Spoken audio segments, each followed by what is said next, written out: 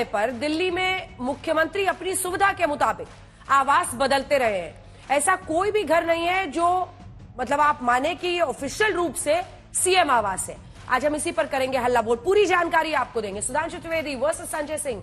सुधांशु जी, आपका press conference हम लोग दिखा रहे थे, नजर लागी राजा तेरे बंगले पर। तो इस बंगले पर तो अब तक आप लोगों की नजर थी, अब आज वो लोग पहुंच गए मीडिया वालों के साथ। आप लोग कहते थे घर दिखाओ, टूरिस्ट स्पॉट बनाओ, वो कह रहे हैं कि घर दिखाओ, तो इसमें फिर परहेज क्यों? देखिए, जो मैंने पूरी बात कही थी, ये वो पार्टी थी जिसने लिखित में सबसे शपथ पत्र लिया था कि हम बंगला नहीं लेंगे। तो ये वो कहते थे जो कहते थे ना चाहूं बंगला गाड़ी, ना चाहूं हीरा मोती, केवल जन लोकपाल केवल मुझे दे। वो अब कहने लगे, उनकी नजर ऐसी बदली है कि नजर लागी राजा तोरे बंगले पर। हमारे संसदीय दल के नेता हैं आम आदमी पार्टी के संजय सिंह जी, इनकी भी नजर वहीं, सौरभ भारद्वाज जी की नजर वहीं। और मजे की बात है, समझिए, वो अस्थायी मुख्यमंत्री वो स्थायी रूप से उस बंगले को चाह रही हैं। उनके तो अश्रुधारा बह रही है उसको लेकर। मैं तो सिर्फ ये पूछना चाहता हूं कि भाई आतिशी जी, तो 1 महीने की बात है, 1 महीने के बाद तो आम आदमी पार्टी की सरकार रहने वाली नहीं है। चलो आम आदमी पार्टी का दावा मान लें तो भी अस्थायी मुख्यमंत्री नहीं रहने वाली है। तो ये अस्थायी चीज से इतना मोह कैसा? गीता का ज्ञान समझिए, इतना मोह नहीं करना चाहिए जो आपको मात्र चंद दिनों के लिए मिला है। और उसमें भी आपको चुनाव की आचार संहिता लगी हुई है, जो आज तुम्हारा है कल किसी और का था, आगे किसी और का होगा। तो मुझे लगता है ये जो इनके अंदर एक वास्तविकता क्या है कि आज जब इनको अपनी हार दीवार पर लिखी इबारत की तरह साफ दिखने लगी है, तो मुझे लगता है उस घबराहट और बौखलाहट में जो कुछ हो रहा है वो साफ दिखाई पड़ रहा है। अब रही बात इसकी कि जो इन्होंने कहा कि साहब पहले ले जाते, मैं तो कहना चाहता हूं आज आचार संहिता लग चुकी है। जब आचार संहिता नहीं लगी थी तो क्यों नहीं ले गए थे भाई? किसने रोका था? ले जाके दिखा देते। पीडब्ल्यूडी डिपार्टमेंट आपके ही अंडर में था। और मैं एक और बात कह दूं, आम आदमी पार्टी तो डिजिटल एरा में उभरी हुई पार्टी है, सोशल मीडिया ने बड़ा उपयोग करके उभरी हुई पार्टी है।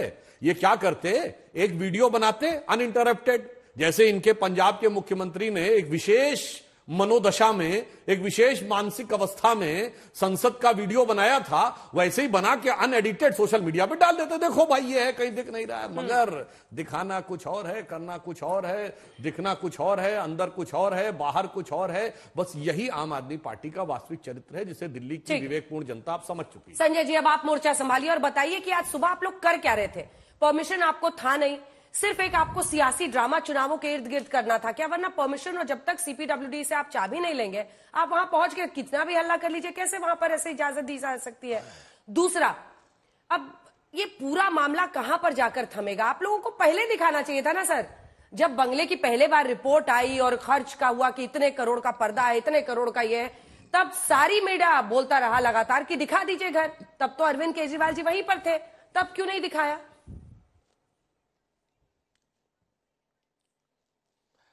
देखिए अंजना जी, सबसे पहली बात तो ये कि हमारे देश के जो प्रधानमंत्री हैं आदरणीय नरेंद्र मोदी जी, उन्होंने खुद दावा किया था कि 35 साल तक उन्होंने भिक्षा मांग के अपना जीवन बिताया।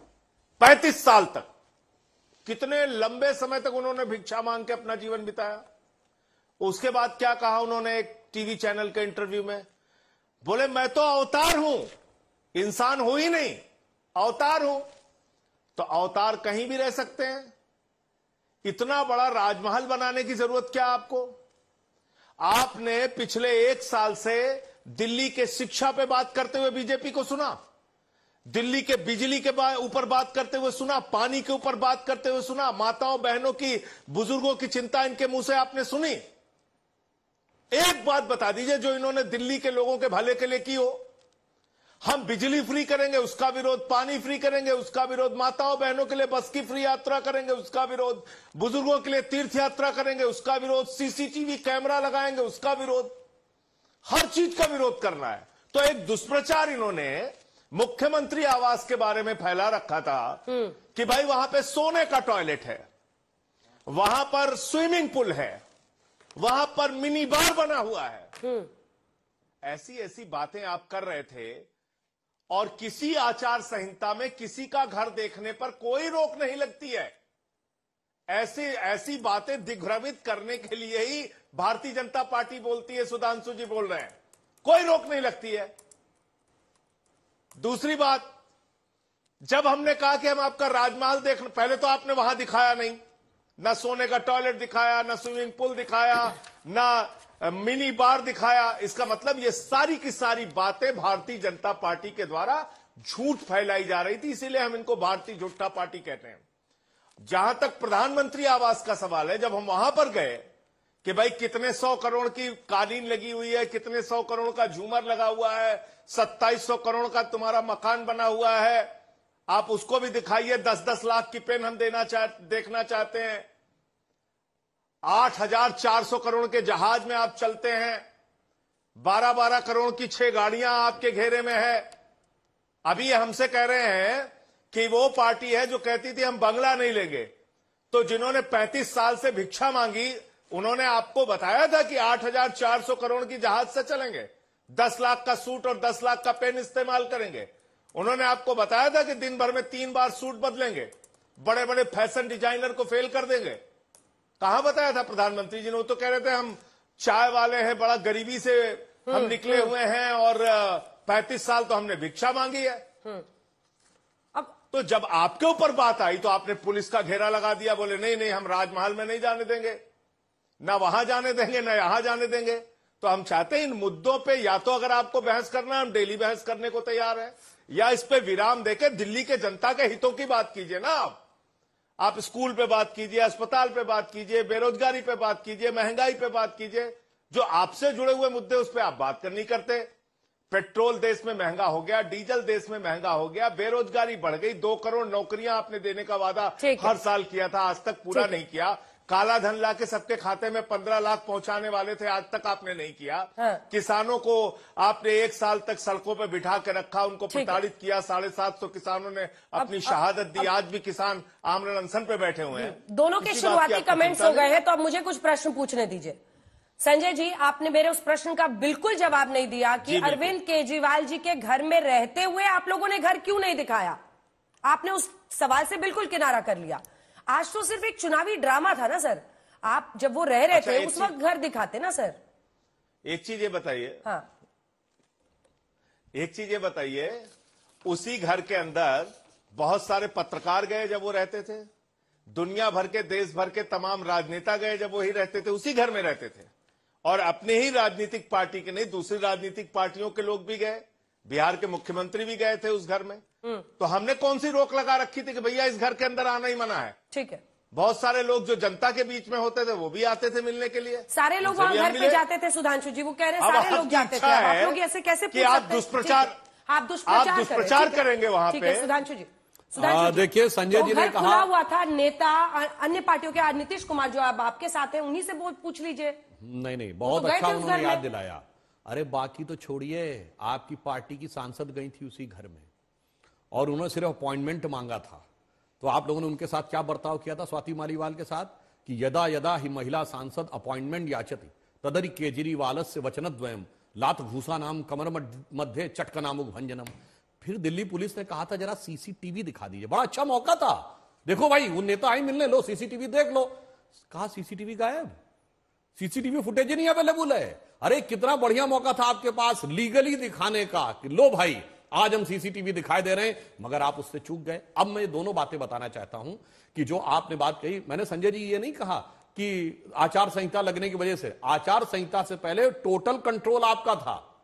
आचार संहिता के बाद सरकार के ऊपर बहुत से रिस्ट्रिक्शन लग जाते हैं, मंत्री अपनी बहुत सी ताकतें होती हैं जिनका इस्तेमाल नहीं कर सकते, इसलिए मन में संदेह पैदा होता है कि आचार संहिता का दिन आपने क्यों चुना। और दूसरी बात हम आपसे यह कहना चाहते हैं कि आप लोग जिस प्रकार का प्रचार दुष्प्रचार अन्य बात कहते हैं, तो प्रधानमंत्री जी का जो 10 लाख का सूट था ना, वो जानते हैं 3.5 करोड़ में नीलाम हुआ और वो 3.5 करोड़ रुपए गरीब बच्चियों के शिक्षा के लिए दिए गए। मैं पूछना चाहता हूं पूर्व में आपके साथ के कांग्रेस के कितने प्रधानमंत्रियों ने अपनी कितनी कितनी चीजों को वो किया गया है। इसलिए हम ये बताना चाहते हैं कि ईमानदारी के साथ आपको आकर यह बात करनी चाहिए, इंस्टेड ऑफ कि आप लोग आकर केवल एक प्रकार का प्रपंच फैलाएं। सुधांशु जी, लेकिन सच पता कैसे चलेगा?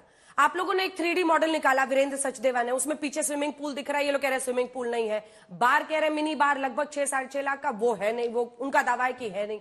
तो दिखा दीजिए ना घर, क्यों उसको पर्दे में क्यों रखना है? फिर मैं बता रहा हूं, अब चूंकि वह जांच की परिधि में आ गया है और वो चीजें जांच के अंदर हो रही हैं, तो मानी हुई बात है। अब तो जांच एजेंसी की जांच के बाद सारी बातें सामने आएंगी। मैं तो सिर्फ यह कहना चाह रहा हूं कि अगर इनके मन में यह बात थी तो इन्हें बिल्कुल पहले साफ साफ दिखा देना चाहिए था। मगर क्या बताएं, इनकी जानते हकीकत क्या है इसमें, तो कोई चलिए कोई बात नहीं। आप कह रहे सोने के टॉयलेट की बात किसी ने नहीं कही थी, 15 लाख के टॉयलेट की बात कही गई थी। खैर छोड़िए उस विषय को। मगर मैं सिर्फ इतना कहना चाहता हूं साहब, ये 10 रुपए का रेनॉल्ट का पेन लगाते थे और ऐसी शर्ट पहनते थे लगता जैसे हंडिया के अंदर से निकाली गई हो। और उसके बाद आप ये तो डिनाई नहीं कर पा रहे हैं कि 45 करोड़ रुपए के बिल्स पेमेंट हुए हैं। और कितनी बेहतरीन और कितनी बुद्धि लगा के बिल पेमेंट हुए हैं कि दिल्ली का फाइनेंशियल सर्विसेज रूल 2019 ये कहता है कि 10 करोड़ रुपए से ऊपर का कोई भी बिल होगा तो वो कैबिनेट में जाएगा, यानी एलजी के संज्ञान में आ जाएगा। तो सारे बिल 9 करोड़ 22 लाख, 9 करोड़ 34 लाख, 9 करोड़ 54 लाख, और एक बिल तो ऐसा जो 9 करोड़ 99 लाख रुपए का है। तो गजब की बुद्धि लगाई है। ये कहना पड़ेगा, बहुत पढ़े लिखे मुख्यमंत्री हैं, तो उन्होंने बिल्कुल भ्रष्टाचार करने में, अपनी चीज को बचाने में कोई कोर कसर नहीं छोड़ के रखी थी। और मैं एक और बात कहूं, जो हमारे मित्र संजय जी ने कहा कि दिल्ली के मुद्दे की बात नहीं करते, तो अब मुद्दा ही बताता हूं। जब आप लोगों की सरकार आई तब दिल्ली सरप्लस का बजट था, 1.54% ऑफ द रेवेन्यू का फायदा था, यानी मुनाफे का बजट था। अब घटते घटते 0.3% मुनाफे पे आ गया है और यह साल दिल्ली का घाटे का बजट होने जा रहा है। और आपकी सरकार ने नेशनल स्मॉल सेविंग फंड से 10,000 करोड़ रुपए के उधार के लिए आवेदन दिया है। 70,000 करोड़ रुपए के घाटे में दिल्ली जल बोर्ड चला गया है। दिल्ली सरकार, जो उत्तर भारत की सबसे समृद्ध सरकार है, जहां पर कि सबसे बेहतर हमेशा से ही स्टैंडर्ड ऑफ लिविंग है, जिसका रेवेन्यू सरप्लस रहता था, वो अब घाटे की तरफ जा रही है। वो करके इन्होंने दिखाया। और पंजाब में जाके देख लीजिए, पंजाब में क्या इन्वेस्टमेंट आ रहा था, पहले कांग्रेस की सरकार थी, और अब कितना आ रहा है, बहुत साफ साफ दिखाई पड़ता है। पंजाब और दिल्ली दोनों में कांग्रेस की सरकार, शीला दीक्षित जी की प्रशंसा कर रहे हैं कि उन्होंने बजट को मुनाफे में रखा। नहीं, दिल्ली का हमेशा से मुनाफे में। ठीक है, चलिए एक बार जल्दी से संजय सिंह जी मोर्चा संभालिए और ये सारे घर दिखाइए। सर, आप प्रधानमंत्री आवास से सीधा तुलना करते हैं, तो मुझे बताइए कि सीएम का ऑफिशियल आवास है कौन सा? दिल्ली में मदन लाल खुराना 33 शामनाथ मार्ग पे रहे, साहिब सिंह वर्मा साहब 9 शामनाथ मार्ग पे रहे, शीला दीक्षित AB 17 मथुरा रोड 98 से 2004 तक रही। जल्दी जल्दी चलाइए। फिर शीला दीक्षित 3 मोतीलाल नेहरू मार्ग पर 2004, रुकिए सर, 2004 से 13 तक रही। अरविंद केजरीवाल पहले तिलक लेन C11/23 2014 से रहे। अरविंद केजरीवाल फिर 6 फ्लैग स्टाफ रोड 2015 से 24 तक रहे हैं। अब अगर आप एक एक घर का हिसाब देखिए तो ये जो 17 AB मथुरा रोड है वो शीला दीक्षित ने 2004 तक सरकार वहां से चलाई। फिर 15 में ये बंगला सिसोदिया साहब को अलॉट हो गया।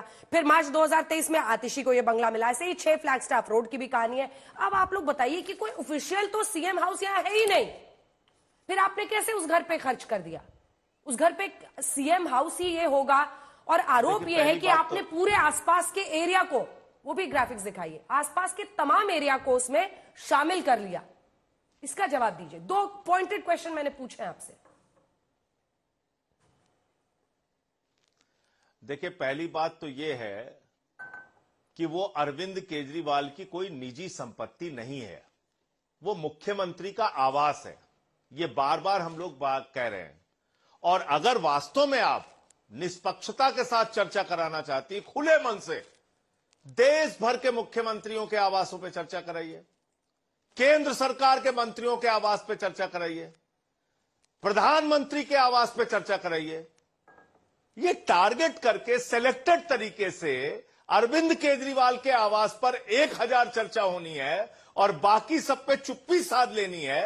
हजारों लाखों करोड़ का भ्रष्टाचार भारतमाला प्रोजेक्ट से लेके, उत्तर प्रदेश के कुंभ मेला से लेके, गुजरात के अंदर हजारों करोड़ की जमीन औने पौने दामों में देने का आरोप CAG रिपोर्ट में इनकी सरकारों पर लगा, उस पर एक शब्द कहीं चर्चा नहीं होगी। 2014 में 117 करोड़ रुपए छत्तीसगढ़ के मुख्यमंत्री के आवास के लिए आवंटित हुआ था, उस पर कोई चर्चा नहीं होगी। हम तो चाहते हैं, अगर चर्चा करना चाहते हैं आप खुले दिल से कीजिए ना। देश के प्रधानमंत्री के घर पे 2700 करोड़ रुपए क्यों खर्च हो रहा है? सैकड़ों करोड़ की कालीन क्यों बिछी हुई है? झूमर सैकड़ों करोड़ के क्यों लगे हुए हैं? हजारों जूते उनके पास क्यों हैं? 10 लाख के सूट की आप चर्चा कर रहे हैं, जब आप फंस गए तो उसकी नीलामी करा के नौटंकी कर रहे हैं। आप मुझे बताइए, अगर इतना ही है तो दिखाइए ना कितने सूट प्रधानमंत्री के पास है। देश को जानना नहीं चाहिए क्या? 8,400 करोड़ रुपए के जहाज में चल रहे हैं। उनका निजी घर नहीं है, 12 करोड़ के 6 गाड़ियां लेके चल रहे हैं। मैं अपनी बात पूरी कर लूं अंजना जी, अंतिम बात पूरी कर लीजिए। देखिए अंजना जी, एक बात इन्होंने और कही कि दिल्ली का बजट घाटे की तरफ बढ़ रहा है। मतलब ये लोग माला जप रहे हैं भारतीय जनता पार्टी वाले कि दिल्ली का बजट जिस दिन घाटे में जाए तो फिर ये ढोल मजीरा लेके उसको प्रचारित करें। इनके मुंह से ये नहीं निकला कि घाटे का बजट है, ये नहीं बोल पाए, बोले घाटे की तरफ बढ़ रहा है। और किस स्थिति में? जब ये मात्र 325 करोड़ रुपए दिल्ली को देते हैं, मात्र 325 करोड़ रुपए, और वो भी नहीं देते हैं। हर बजट को उठा के देखिए, जब से हमारी सरकार आई है अंजना जी, 2015 से लेके 13 छोड़ दीजिए, जो 49 दिन की सरकार थी, 15 से लेके आज 25 हो गई। आप उठा के देख लीजिए कितना पैसा इन्होंने दिल्ली को दिया है। बावजूद इसके हमने बिजली फ्री दिया, पानी फ्री दिया, शिक्षा फ्री दिया, इलाज फ्री दिया, बुजुर्गों की तीर्थ यात्रा कराई फ्री में, फरिश्ते जैसी स्कीम लागू की, मोहल्ला क्लिनिक बनाया, सीसीटीवी कैमरों का जाल बिछाया, 38 फ्लाईओवर बनाए, 250 किलोमीटर की हमने मेट्रो का नेटवर्क बढ़ाया दिल्ली के अंदर, 6,800 किलोमीटर की सीवर पाइपलाइन बनाई, 4,000 किलोमीटर की वाटर पाइपलाइन बनाई, 10,000 किलोमीटर की सड़क बनाई, फिर भी मुनाफे का बजट दिया। इसलिए आलोचना करने से पहले सिर्फ और सिर्फ आलोचना के लिए आलोचना करना ठीक नहीं है। दिल्ली के बारे में आंकड़ा ठीक से पढ़िए, जानकारी हासिल कीजिए और तब उसके बारे में बात जवाब दीजिए। आप दिल्ली के नहीं, वो कह रहे हैं पहले भी मुनाफे में था, आज भी मुनाफे में है, बाकी मुख्यमंत्री आगे भी मुनाफे में रहेगा। मैं बताना चाहता हूं, बाकी मुख्यमंत्रियों की भी रिपोर्ट हो, सबके घरों की रिपोर्ट, सारे मंत्रियों की। संजय जी, मैं बिल्कुल आपसे कहूंगा, आप अपनी पार्टी वालों से कहिए दिल्ली के पूरे बजट के। मैंने कहा 2015-16 में दिल्ली के बजट का जो मुनाफा था वो 1.54% था, फिर घट के 1.37 हुआ, फिर घट के 0.94 हुआ, अब 0.3 हो गया है। ये उत्तरोत्तर घटा है साल दर साल। पहली बार आपने नेशनल सेविंग स्मॉल फंड से 2,668 करोड़ रुपए 2016 में लिए थे। अब आपने पिछले 3 साल में 11,000 लिए और इस अकेले साल में 10,000 करोड़ का आवेदन दिया है। इसलिए बात कही है, बात हवा में नहीं कही गई है, उत्तरोत्तर कही गई है। अब आपने जो एक बात कही कि साहब इसी बंगले पे क्यों, साहब जानते हैं उसका कारण क्या है? कि वो पार्टी पूछ रही इस बंगले पे इसलिए कि मैं दर्शकों को याद दिलाना चाहता हूं, 27 अक्टूबर 2013 को शाम 4:55 का ट्वीट देखिए जाके केजरीवाल जी का। वो कहते हैं शीला दीक्षित जी के मुख्यमंत्री आवास में 15 एसी लगे हैं, मैंने सुना है बाथरूम में भी एसी लगा है, कौन भरता है इसका बिल? और आगे वो कहते हैं मेरा कलेजा कांप उठता है ये सोचकर कि दिल्ली की 40% जनता जब झुग्गी झोपड़ी में रहती है तो कैसे कोई मुख्यमंत्री इस आलीशान मकान में रह सकता है। तब केजरीवाल जी ने कितने मुख्यमंत्रियों के बारे में पूछा था, क्योंकि टारगेट उस समय दिल्ली था। आपने कहा था, इससे पहले किसी ने मुख्यमंत्री के बारे में पूछा, आपने खुद अपना बताया है भाई, बेंचमार्क आपने बनाया है। संजय जी, एक कहावत होती है, केजरीवाल जी को बता दीजिएगा, कोई लाख करे चतुराई, कर्म का लेख मिटे न रे भाई। ये आप ही का कर्म का लिखा हुआ लेख है, जिसपे जनता आपसे आलेख पूछ रही है कि भाई आप ये कहते थे, अब ये बता दीजिए। और दिल्ली के साथ जो आपने कहा, हाँ बिल्कुल, आपने कहा ये मुफ्त दिया, शायद भारत की इकलौती सरकार, इसने एक पौवे के बदले एक पौवा भी मुफ्त दिया। आपने कहा पानी का इतना अच्छा काम किया, राजेंद्र नगर में फ्लड आया और उसमें बच्चों के साथ जो हुआ वो भी सबने देखा। बिजली के हैंगिंग वार में देखिए तार जो थे वायर, तो जुलाई 2024 में एक 26 साल का युवक उसी करंट से चला गया। और जमुना के बारे में क्या क्या कहा गया था, आज जमुना दिखाई पड़ रही है। और मजे की बात है, पहले कहते थे कि प्रदूषण खराब होने के लिए पंजाब जिम्मेदार है, ये बाकायदा वीडियो अवेलेबल है। अब आके डिस्टेंस बताते हैं कि हरियाणा नजदीक है, पंजाब दूर है, ये ऐसा होता है। इसलिए मैं कहना चाहता हूं, ये जो कुछ हो रहा है वो आप ही के कर्म आपसे पूछे जा रहे हैं, किसी दूसरे के कर्म आपसे नहीं पूछे। आपके कर्म क्या है, आपका चेहरा कौन है, आपकी पॉलिटिक्स क्या है, दिल्ली आपको कैसे स्वीकार करे, दिल्ली आपको क्यों ऑप्शन माने? आप भी तो सोचिए, लगातार आपने अपना ग्राफ देखा है क्या हुआ है। डॉक्टर हर्षवर्धन के समय आप 31-32 सीट आए थे, उसके बाद से तो आप गिर ही रहे। मतलब आप ऐसी स्थिति में नहीं है कि आप दिल्ली में कोई क्लेम करें, कोई चेहरा ही नहीं है आपके पास। कौन है सर? मैं बताना चाहता हूं, आपने उम्मीदवार कितनी लेट से उतारा है, वो देखिए कितने पहले से। असल मैदान में तो लड़ाई वहां होगी ना, सीट बाय सीट। देखिए यहां पे हम कहना चाहेंगे हमें क्यों दें, उदाहरण देना चाहता हूं। महाराष्ट्र में हमारी सरकार आई है 1.5-2 साल से, कोई जाके चेक कर ले 2 साल पहले महाराष्ट्र इन्वेस्टमेंट में, जबकि वहां पर मुंबई भारत की राजधानी है, सबसे पीछे चला गया था। आज उस समय कर्नाटक आगे हो गया था, अब कर्नाटक पीछे है, इवन गुजरात से भी आगे मुंबई आया है। उत्तर प्रदेश में इन्वेस्टमेंट नहीं होता था। महाराष्ट्र में शिंदे, फडणवीस, उत्तर प्रदेश में आपके पास योगी आदित्यनाथ। सर यहाँ पर चेहरा कौन सा क्रेडिबल है? बिल्कुल आप बहुत अच्छा प्रश्न किया। से आपको आगे करते हैं। महाराष्ट्र में हमने किसी को सीएम प्रोजेक्ट किए बगैर सरकार बनाई थी, उत्तर प्रदेश में किसी को सीएम प्रोजेक्ट करे बगैर सरकार बनाई थी। और अब मैं कहना चाहता हूं, ये तो हमसे पूछा जा रहा है, मगर उनका तो मुख्यमंत्री बैठा है तब चेहरा नहीं है। मेरे भाई, जो सामने दिख रहा है वो चेहरा है या मुखौटा, ये तो बता दो। इसे कहते हैं कौन सच्चा और कौन झूठा। एक चेहरे ने लाखों को लूटा जनाब, आपका तो चेहरा हो क्या आप कह रहे हैं मुखौटा है? अच्छा, मगर उसके बावजूद अगर यह दिखाना होता है कि इमोशनल कार्ड खेलना, तो वही चेहरा सामने आता है, तब वो वाला चेहरा हट जाता है जो कवच दिखाता है। आपने कभी सुना होगा कि मुख्यमंत्री आतिशी जी हैं और फिर केजरीवाल कवच योजना?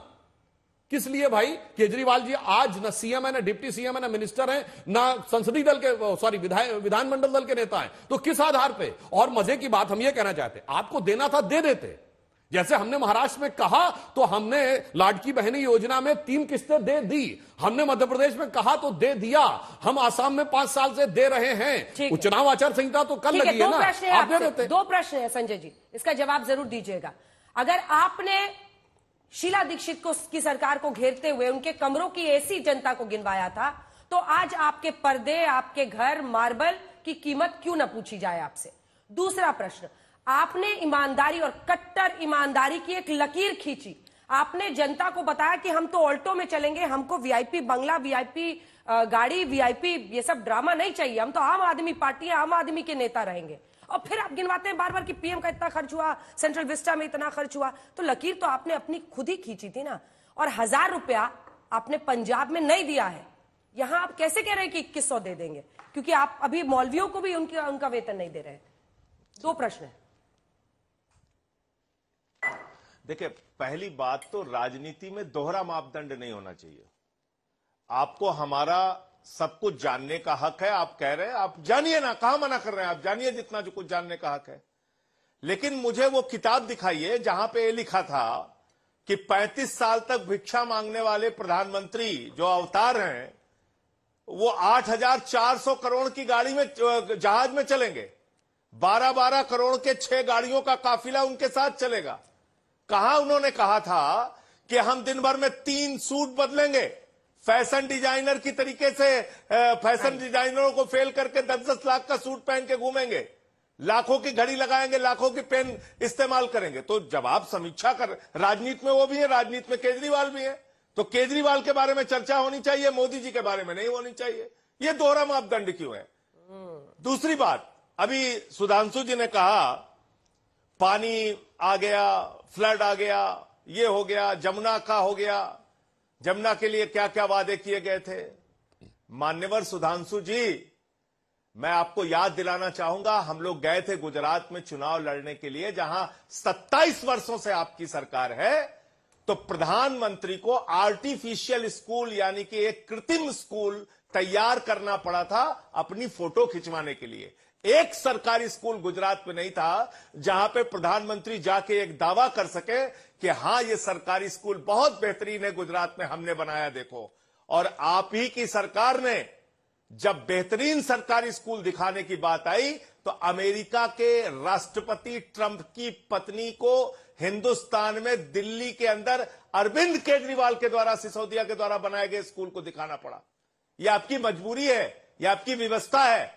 आपकी केंद्र सरकार के द्वारा दी गई रिपोर्टों में हम कहां पे खड़े हैं उसकी भी एक दिन समीक्षा करके आइएगा। इसलिए सिर्फ आरोप लगाना बहुत आसान है। जमुना की सफाई नहीं हुई, हमने माना कि जमुना की सफाई नहीं हुई, लेकिन इतना राजनीतिक साहस आदरणीय नरेंद्र मोदी जी के अंदर होना चाहिए। देश के नौजवानों से माफी मांगे कि हमने 2 करोड़ नौकरी हर साल देने का वादा किया था, हमने आपको धोखा दिया। देश के किसानों से माफी मांगे कि हमने कहा था आपके फसल का दाम 2 गुना हो जाएगा, हमने 750 किसानों की शहादत ली, हमने सड़कों पे कीले बिछवाई। हमने कहा था महंगाई कम होगी, पेट्रोल 50 रुपए का हो जाएगा, डीजल 40 रुपए का हो जाएगा, हमने महंगाई कम नहीं किया। गैस का सिलेंडर 400 का 1200 का हो गया, माफी मांगिए महंगाई के लिए, माफी मांगिए इस बात के लिए कि आपने कहा था 15 अगस्त 2022 तक सबको पक्का मकान मिल जाएगा, नहीं मिला। ठीक है, जवाब दीजिए इसका सुधांशु जी। साहस दिखाइए। कह रहे हैं राजनीतिक साहस है आम आदमी पार्टी में, आपके पास नहीं है। बातें करके, झूठ बोल के, राजनीतिक साहस पर वो झूठ चैलेंज बोल कर के रहे हैं। आप चाहते हैं कि देश की जनता को भ्रमित कर लेंगे। ऐसे नहीं होता है। कौन झूठ बोलता है और कौन तुलनात्मक करता, मैं उदाहरण देना चाहता हूं। ये अरविंद केजरीवाल जी का ट्वीट है 9 मई 2012। एक अंतिम बात जल्दी से अंजना जी, एक अंतिम बात। बोलिए। ये वही व्यक्ति हैं आदरणीय प्रधानमंत्री जी, जिन्होंने कहा था नोट की कीमत गिरती है तो देश का मयार गिरता है, मर्यादा गिरती है, मान सम्मान गिरता है। आज नोट कहां पहुंच गया। आप देश के मान सम्मान को बचा पाने में सक्षम नहीं है। चीन को लाल आंखें दिखा रहे थे आपके अधिकारी खुद आके कैमरे पे बता रहे हैं कि चीन कहां घुस गया है। गलवान घाटी की घटना अभी तक हम भूले नहीं है। तो आप लोग कथनी और करनी में इतना बड़ा अंतर हो चुका है। अब इस पर जवाब लेते हैं। राजनीतिक साहस पर कथनी और करनी में फर्क है। कथनी और करनी का तथ्यात्मक जवाब देता हूं। केजरीवाल जी का ट्वीट है मई 2012 का। हमारे पास शरद पवार जी का स्विस बैंक का अकाउंट नंबर है जो जल्द ही सार्वजनिक किया जाएगा। मैं तो हैरान हूं देखकर कि ये मेरे वर्ड नहीं है, उनके वर्ड है, जिस बेईमान आदमी को जेल में होना चाहिए वो आज इतना बड़ा नेता बनकर बैठा है। फिर केजरीवाल जी का ट्वीट है 25 मई 2023 को, दिल्ली के लोगों को उनका हक दिलाने के लिए आदरणीय शरद पवार जी से आज मिलने जा रहा हूं। कथनी और करनी बहुत सोच के बोलनी चाहिए और आदरणीय प्रधानमंत्री जी के लिए आप जो बोलने का प्रयास कर रहे हैं, मैं आपको बताना चाहता हूं आम आदमी पार्टी को ऐसी ओछी और बेकार की बातें नहीं करनी चाहिए। 8400 करोड़ रुपए का कौन सा प्लेन है बताइए। मैं बताना चाहता हूं भारत का प्रधानमंत्री का वो आधिकारिक आवास है 7 लोक कल्याण मार्ग। वहीं मोदी जी रह रहे हैं, वहीं मनमोहन सिंह जी रहते थे, उससे पहले वहीं वाजपेयी जी रहते थे, वहीं देवगौड़ा जी, वहीं गुजराल जी, वहीं पर नरसिम्हा राव जी, और उससे पहले चंद्रशेखर जी, वीपी सिंह जी, और जहां तक हमें बचपन का जिस जमाने से याद है राजीव गांधी जी वहां रहे। और भारत का प्रधानमंत्री इस समय दुनिया के सबसे शक्तिशाली देशों में से एक है और न्यूक्लियर फ्लैश पॉइंट पे है। आप क्या बात करने का प्रयास करते हैं? भारत के प्रधानमंत्री आवास की सिक्योरिटी कोई नॉर्मल चीज होगी? वहां पर सिर्फ इसकी नहीं होगी, वहां मिसाइल अटैक, ड्रोन अटैक, अगर सैटेलाइट से अटैक हो तो उसकी भी व्यवस्था करके रखनी पड़ेगी, केमिकल अटैक, बायोलॉजिकल अटैक, और अगर न्यूक्लियर अटैक हो जाए उसकी भी। ऐसी बचकानी छिछोरी बातें कोई बेपढ़ा लिखा नेता करे तो समझ में आता है। केजरीवाल जी जो दावा करते हैं वो तो IIT ग्रेजुएट हैं भी और IRS ऑफिसर हैं। जब वो ये करे तो समझ में आता है ये बचकानी हरकत नहीं है, ये शातिरानी हरकत है। ये इस प्रकार के आरोप लगाने का प्रयास करते हैं। और आपने बिल्कुल सही कहा, प्रधानमंत्री जी ने 35 साल प्रचारक जीवन व्यतीत किया है। प्रचारक जीवन शुरू से तन समर्पित, मन समर्पित और यह जीवन समर्पित, चाहता हूं देश की धरती तुझे कुछ और भी दूं, इस भाव से उन्होंने पूरे जीवन को जिया है। और मुख्यमंत्री काल से उनके जितने भी गिफ्ट मिलते थे वो सब नीलाम किए जाते थे और उनका सारा का सारा पैसा बच्चियों की शिक्षा के लिए दिया जाता था। ये सीएम टाइम से है, आज से नहीं है। इसलिए आप लोग जो करने का प्रयास करते हैं, वैसे मैं एक बात आपसे पूछना चाहता हूं। कथनी कर्मी, आपने कहा कि बड़ी शिक्षा के लिए बात की थी, न्यूयॉर्क टाइम्स अखबार में निकला था। केजरीवाल जी का जरा वीडियो याद करिए, लोग जाके देखे, कहते कितना मुश्किल है दुनिया के सबसे बड़े अखबार न्यूयॉर्क टाइम्स में खबर निकलवाना वर्ड निकल गया था। और सबसे बड़ा अखबार नहीं है, वो मैं कई बार बोल चुका हूं, न्यूयॉर्क टाइम्स दुनिया का सबसे बड़ा अखबार नहीं, वो जापान का युम्नो शुमरी है, वो छोड़ दीजिए। मगर एक बात पूछना चाहता हूं कथनी कर्मी, मुझे चाहिए जन लोकपाल। आप कहते हैं दिल्ली में तो पूर्ण सरकार नहीं है और पंजाब में तो चलिए छोड़िए, या आपकी पार्टी में भी तो एक लोकपाल होता था, एडमिरल रामदास, वो तो टोटल आपके अंडर में है। उसके ना LG का अप्रूवल चाहिए और ना गवर्नर का अप्रूवल चाहिए, वो कहां चला गया? इसलिए मैं कहना चाहता हूं कि कथनी करनी में प्रधानमंत्री श्री नरेंद्र मोदी जी आज राजनीति में विश्वसनीयता की, प्रामाणिकता के प्रतीक हैं। जो कहते हैं वो करते हैं। और ये क्राइसिस ऑफ क्रेडिबिलिटी, यानी केजरीवाल जी विश्वसनीयता के संकट के प्रतीक हैं। जो ये कहते हैं कभी नहीं करते हैं, और आज वही चरित्र इनका पुनः। संजय जी, प्रधानमंत्री देश के प्रधानमंत्री हैं, ऐसे में उनकी सुरक्षा के मुद्दे को आप मुख्यमंत्री के घर पर पर्दे, मार्बल और इन चीजों पे खर्च से नहीं जोड़ सकते हैं, ऐसा सामान्य ज्ञान कहता है। लेकिन इसी के साथ साथ ये बात भी उतनी ही जरूरी है कि आपकी पार्टी को एक जो मॉरल स्टैंड आप लेते थे उस पर जस्टिफाई तो करना पड़ेगा ना। आपने मॉरल स्टैंड लिया था, नाम ही पार्टी का रखा था आम आदमी पार्टी। नहीं तो भारतीय जनता पार्टी वालों ने कहा था कि ये दिन रात बेईमानी करेंगे, भ्रष्टाचार करेंगे। अभी एक प्रचारक के बारे में, आदरणीय नरेंद्र मोदी जी के बारे में कह रहे थे तन समर्पित मन समर्पित। अरे सुधांशु जी, अब गाना बदल गया है। तन समर्पित मन समर्पित, देश का पूरा धन अडानी को समर्पित। आकाश में चले जाओ, जहाज अडानी को, एयरपोर्ट अडानी को। पाताल में चले जाओ, कोयला अडानी को, गैस अडानी को। जमीन पे आ जाओ, सड़क अडानी को, बिजली अडानी को, पानी अडानी को। पूरे देश का लाखों करोड़ का धन अपने दोस्त अडानी को समर्पित कर दिया है मोदी जी ने। अब वो पंक्तियां बदल गई हैं उनके बारे में। के पैमाने पर सिर्फ मैं जवाब नहीं दूंगा, सबका एक सेकंड, नैतिकता के पैमाने पर मैं सिर्फ जवाब नहीं दूंगा, आप बाकी पार्टियों को भी उसी तरह से जवाब देना चाहिए। लेकिन वैचारिकता पर भी तो आपने समझौता किया। अभी 6 महीने पहले आपने कांग्रेस पार्टी के साथ समझौता किया था। अब 6 महीने बाद बाकी पार्टी आपको समर्थन दे रही है, ये अलग बात है। लेकिन उसी कांग्रेस के साथ आपने हाथ मिलाया। शीला दीक्षित को आपने कटघरे में खड़ के दिल्ली की सत्ता ली थी। ठीक है, दूसरी बात, कथनी और करनी वाली बात पूरी कर लूं, फिर इसको भी आपके सामने रखूंगा, इस पे भी जवाब दूंगा। शरद और हमारे मित्र सुधांशु जी की याददाश्त बहुत अच्छी है, इनको एक एक चीज याद रहता है। इनको शरद पवार का नाम याद है, अजीत पवार का नाम याद नहीं है।